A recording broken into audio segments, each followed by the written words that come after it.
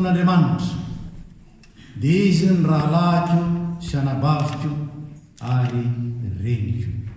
Ny fanahy mason'Andriamanitra hitaridalana antsika mba hahatonga antsika ho tena rahalahy sy anabavy ary reniny tompo marina tokoa, ka hatanteraka ny planina n'Andriamanitra ho an'ny olombelona. Amen.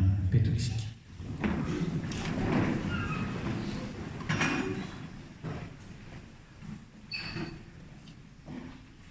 Asa raha mba azontsika an-tsaina,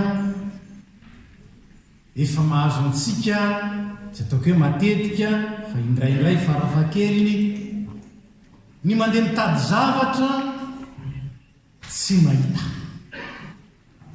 na mandeha mitady olona ary rehefa manatona an'ilay olona, mitady an'ilay olona dia tsy raisin'ilay olona na ny maromarina koa tsy araka izay nantenaintsika ny fiaonana amin'ilay olona. Tonga ianao mamangy fa hoaizinareo, ianao mba tonga hamangy zao ko hoaizinareo, dia ao ny mety valiny na situation zay mety mahatonga antsika mety ho tafotoana mihitsy. Zay mbola sahirana, petrapetra aloha eo fa za mbola anao zavatra. Tonga mitady nefa diso fanantenana zavatra mahazo. Nahazo an'Andriamanitra zany raha tonga mba hamangy any Adama sy Eva tao amin'ny zaridaina ny Edena izy. Tsy hitany, aiza moa ianao? Inona ny zavatra niseho? Niery Adama sy Eva satria natahotra an'Andriamanitra. Fa naninona izy no natahotra an'Andriamanitra? Satria tsy nanaraka ny teniny ary tanteraka taminy izay nambara ny tenin'Andriamanitra. Nampitandremina izy, kanefa na dia nampitandremana azy izy tsy nitandrina izany, ary rehefa tsy nitandrina izy tanteraka. Ary zany ny Genesis 3:1. Inona ny nahazo ny Adama sy Eva? Manjary menatra, dia manjary miery, misitrika. Ilay toerana mahafinaritra tia nampiseho ny olona, nanjary toerana firena. Ary mety mahazo zany. Eo mba tonga mangy ny tompo. Mbola sahirana. Fa maninona? Satria nikorotana ny ao an-trano ao, tsy mendrika aseho ny tompo ny zavatra miseho ao. Ary nandray aza lazaina hoe fihinana ataony aty, ohatry ny tonantonana. Aiza moa ianao? Fa tia mangy anao ny tompo. Aiza anao fa tia an-trano aminao ny tompo. Ary zany miseho tamin'ny Zakaiosy. Midina fainy ianao fa tsy maintsy hitoetra ao an-tranonao nyraisin'ny Zakaiosy izy. Rehefa nyraisin'ny Zakaiosy izy dia nasehon'ny Zakaiosy tamin'ny Daodo ny tao an-trano. Inona nge ny tao? Fanambakana ny tao, vokatry ny fanambakana ny tao, fahotana ny tao, afetsifetsena ny tao. Rehefa nasehony an' Jesosy zany rehetra zany dia niova ny fiainana, ny bebaka Zakaiosy, niova fo Zakaiosy. Ary dia ny tompo hoe androany ny tonga ato amin'ity trano ity ny famonjena, fa izy koa dia zanaky Abrahama, zanaky Abrahama.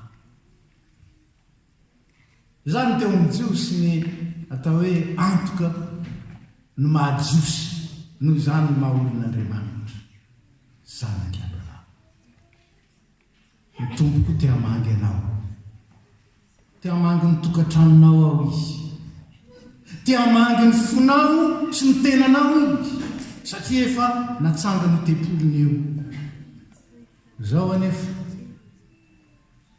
fanontaniana inona ny tsy hamelanao an' Jesosy hiditra ao amin'ny fonao, inona ny mahatonga anao tsy mamony varavarana hidiran'i Jesosy matavy fa maninona satria tsy manaraka ny teny, satria nivadika tamin'ny sitrapony, satria tsy nanao araka ny planina n'Andriamanitra hatramin'ny voalohany, nitanjaka ka deniery hidiny varavarana. Zaho anefa na dia mity androany ity azy dia miteny tompo, indro mitsangana eo varavarana ka mandondolo, raha misy mihain'ny feoko ka mamony varavarana dia hiditra ao aminy ahy dia hiara-misakafo aminy ary izy amiko. Andriamanitra mbola manaiky hiinsista, aiza moa ianao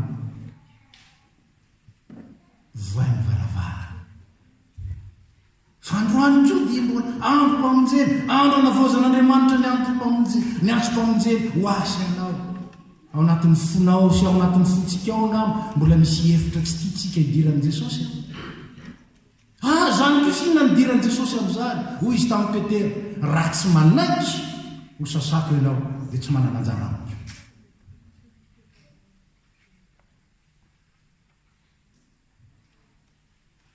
Andriamanitra mitady aiza moa ianao. Fa misy karazany olona faharoa ndray eto mitady dia ny fianakavian'i Jesosy mitady azy. Ireo ny reninao sy ny rahalanao mitady anao. Andriamanitra diso fanantenana tamin'ny Adama, eto ndray ny fianakaviana diso fanantenana ny Jesosy. Ohatra ny tongatonana le retsy, tonga mahitady anao zao, inona ny navalin'i Jesosy? Ireo ny renitry sy ny rahalahy, fa zay manao ny sitrapon'Andriamanitra izy ny rahalahiko sy anabaviko ary reniko. Mahafinaritra dia izao, nanaraka an'i Jesosy ihany ary lasa mpianatra Jesosy, tena fidèle ny fianakaviana.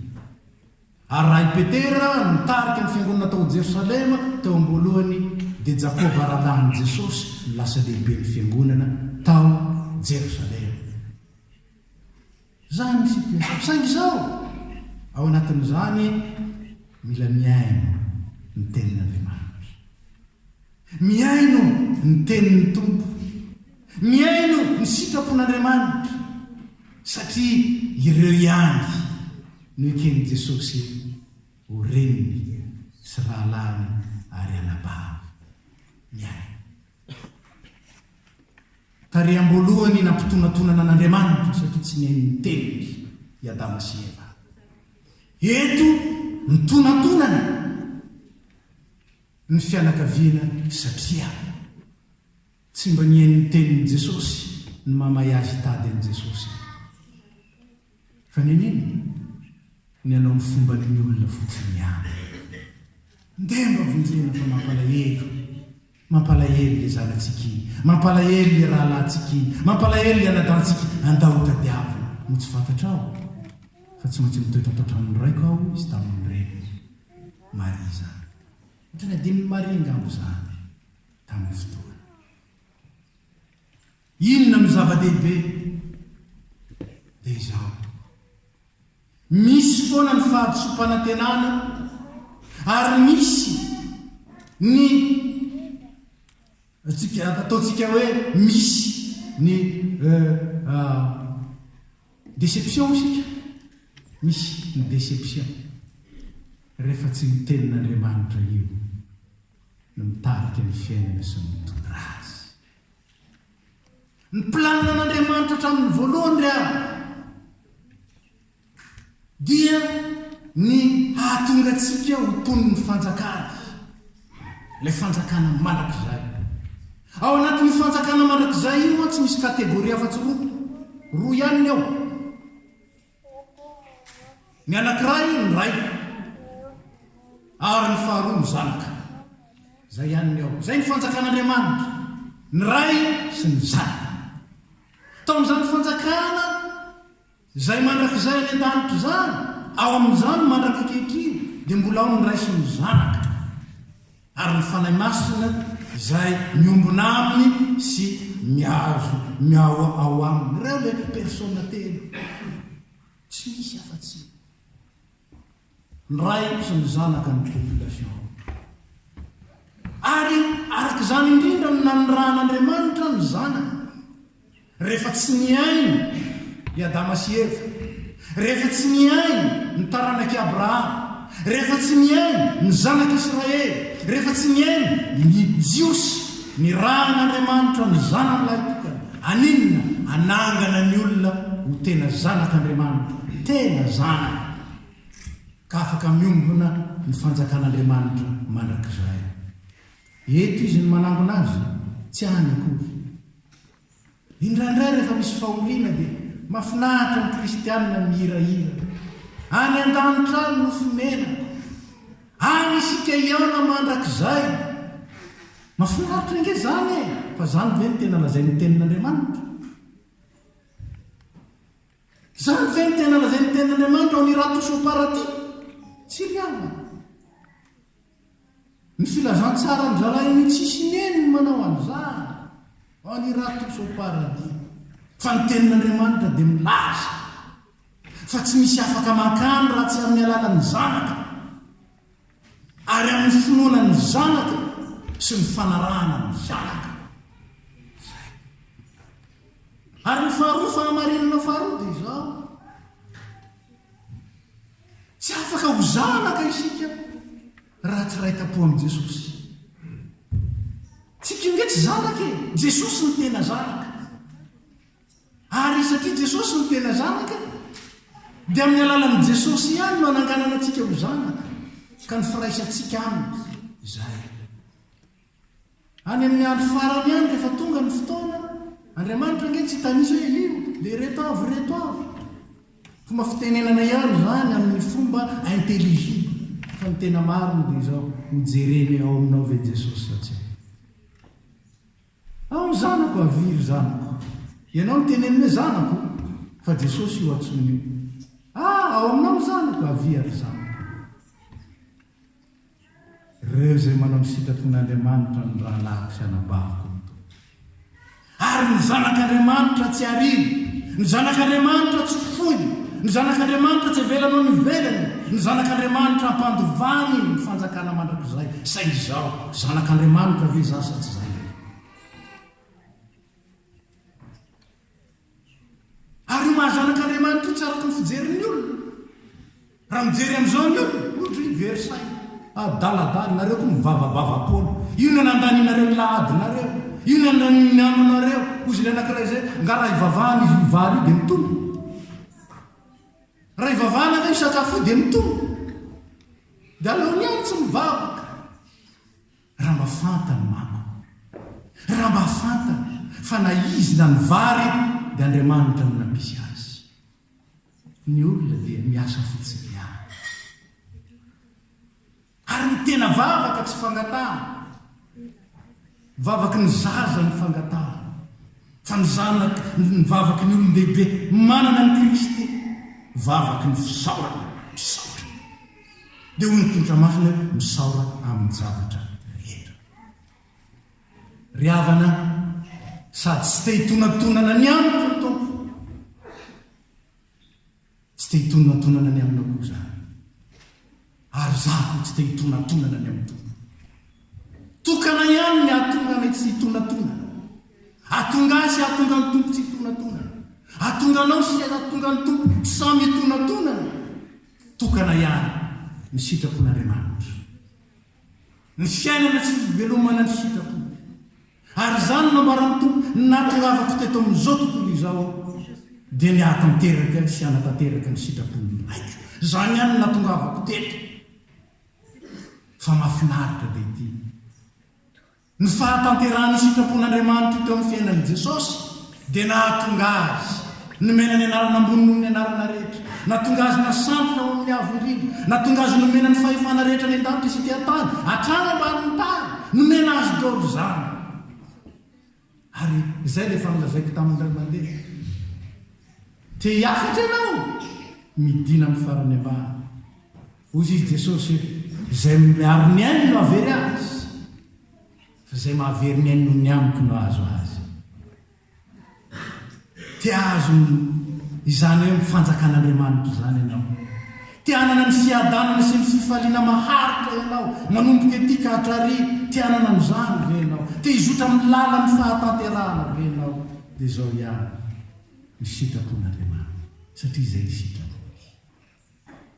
tsika manko mandeha dia mandeha indraindray amin'ny rationalité ary ny rationalité antsika matetika dia mitondra antsika amin'ny kajikajy dia manao an'izao raha ataoko an'izao ka maninona kosa ny manao an'izao raha izao fondement ny fanambaran'Andriamanitra le fondement de la vérité biblique c'est que sa pensée n'est pas notre pensée et notre chemin n'est pas le sien raha tsy takatro izay mitonatonana Andriamanitra mitonatonana amiko zako mitonatonana mitady an'Andriamanitra tsy ao izy fefa nitsangana tsy ao izy tsy ao amin'ny nofo tsy ao amin'ny fomba fisainana izao tontolo izao tsy araky ny fandeha araka izay mahazatra tsy zany miova ny fanavaozana ny say fa raha misy ty izao tontolo izao tsy ao anatin'ny fitiavana an'Andriamanitra miova mba hamantarana ireo sitrapon'Andriamanitra dia izay tsara sady akasitrahana maro tsara satria mitondra antsika eo amin'ny fahatanterahana ankasitrahana satria izany mihitsy ny sitrapon'Andriamanitra hatramin'ny voalohany dia ny ahatonga asianao prailova amin'ny Jesosy Kristy mandova ny fiainana mandrakana mandova ny fiadanana sy ny fifaliana ary ny fahatanterahana mandova ny mazava zany ange zany no akasitrahan'Andriamanitra ary zany no akasitrahanao anao tsy teo amin'izany mitsika saleo ihany aloha eto amin'ny zao tontolo izao mba midina fa mba miakatra ko indraindray